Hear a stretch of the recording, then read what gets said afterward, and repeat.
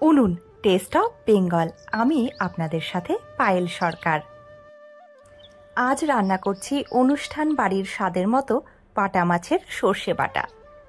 মাছ না এই কটাই বদিমনি গান নেই যে না পাগলাদা আরো 2-4টে মাছ আছে এ তাও বলার। আর আগে মাছ দেখেছেন কত ভালো, এই কটা পাবদাও আছে।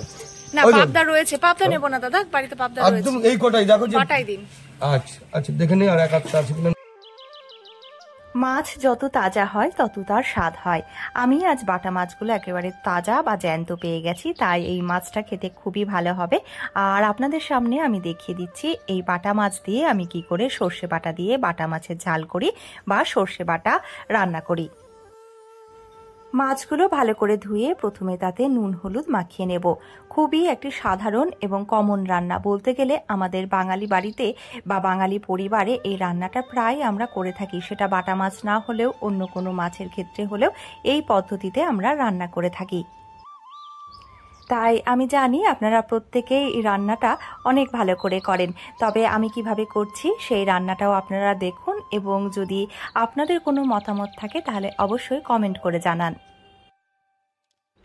আপনাদের মতামত পেলে আমার সেটা খুবই ভালো লাগে আর আমারও উৎসাহ অনেকটাই বেড়ে যায়। অনেক অনুষ্ঠান বাড়িতেও এরকম বাটা মাছ বা চারাপোনা মাছ সর্ষে বাটা দিয়ে রান্না করে পরিবেশন করা হয়। আজকে যে রান্নাটা আমি করছি ঠিক সেই পদ্ধতিতেই করছি। আর সত্যি বলতে অনুষ্ঠান বাড়ির রান্নাটা কিন্তু আমাদের খেতে খুবই ভালো লাগে। আর এরকম জ্যান্ত তাজা মাছ হলে তো কোনো কথাই নেই। মাছগুলো আমি প্রথমে কড়াইতে তেল গরম করে ভেজে নিচ্ছি।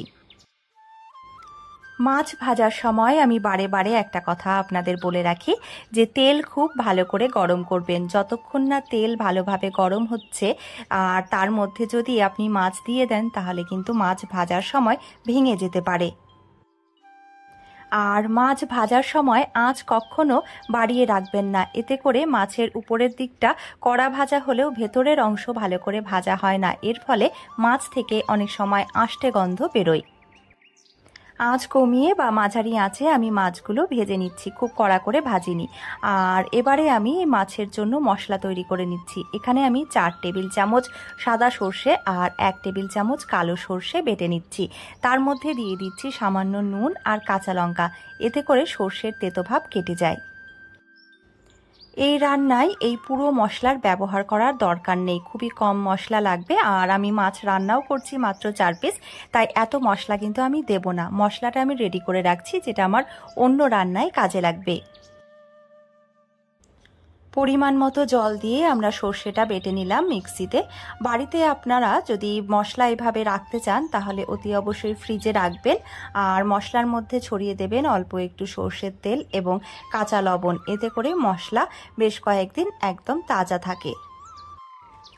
কথায় আছে যে বাঙালির রান্নায় জাদু থাকে, সত্যিই তাই। বাঙালি রান্নার কিন্তু স্বাদটাই অন্যরকম। দেখুন কত কম উপকরণ এবং কম সময়ে এত সুস্বাদু একটা রান্না আমরা করে নিচ্ছি।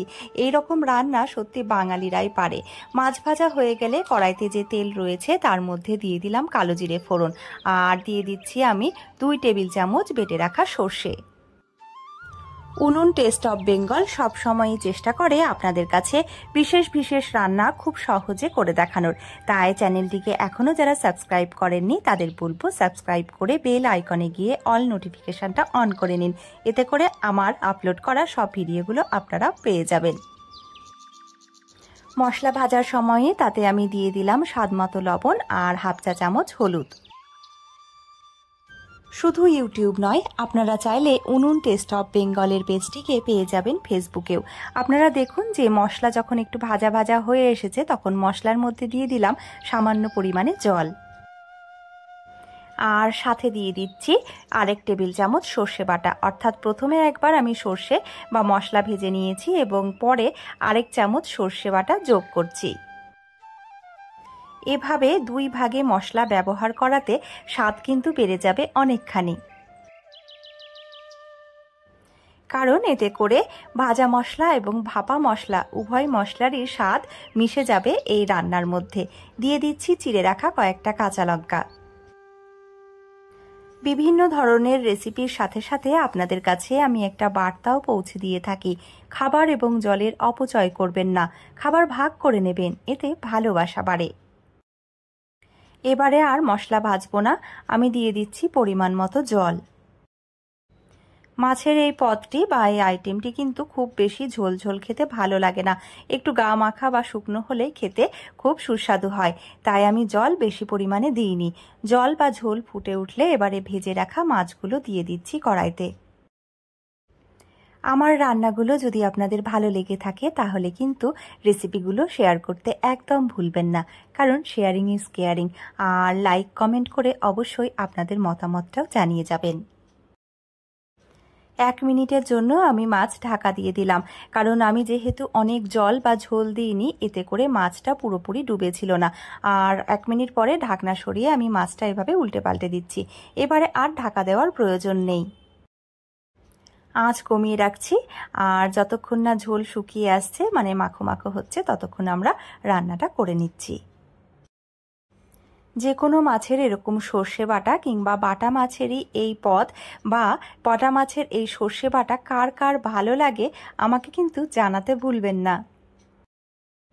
আর আপনারা যদি আপনাদের পছন্দের কোনো রেসিপি আমার কাছে দেখতে চান তাহলে সেটাও অবশ্যই জানাবেন, আমি নিশ্চয়ই চেষ্টা করব সেটা আপনাদের কাছে তুলে ধরার। রান্না হয়ে গেছে, গ্যাস বন্ধ করে আমি আরও 1 মিনিটের জন্য ঢাকা রেখেছিলাম, এতে করে ঝোলের মধ্যে তেলটা ছেড়ে আসে। আর এবারে আমাদের গরম ভাতের সাথে এরকম একটা সুস্বাদু মাছের রেসিপি আমরা আজ পরিবেশন করে নিচ্ছি। এই রান্নাটা খেতে এতটাই ভালো হয়েছিল যে আপনাদেরকে আমার বলতেই হচ্ছে এই স্বাদের ভাগ হবে। ভিডিওটা এতক্ষণ দেখার জন্য আপনাদের জানাই অনেক ধন্যবাদ। আপনারা সুস্থ থাকুন, ভালো থাকুন, আনন্দে থাকুন।